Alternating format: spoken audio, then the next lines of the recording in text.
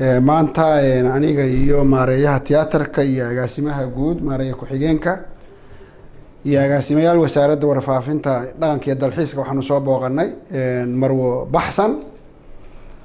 oo Soomaalida iyo adduunkuba og yahay inay tahay qof halgamaaya taariikh weyn ku leh fanka iyo suugaanta Soomaaliyeed iyo halganka ummadda Soomaaliyeed ay soo gashay way xanuunsan tahay cusbitaal Digfeer ayaanu ku soo booqanay kolley talooyinka dhakhtarku uu nasiiyay oo ay ku jirto in dhakhtar dibadda loo qaado ayaanu ku shaqayn doonaa sidoo kalena waxaanu warkeeda gaarsiin doonaa madaxweynaha iyo ra'iisul wasaaraha insha Allah tacaala way ka warhayaan kulankan aanu maanta u nimidna way og yihiin laakiin inaanu haddana xaaladeeda warbixin ka siino maamo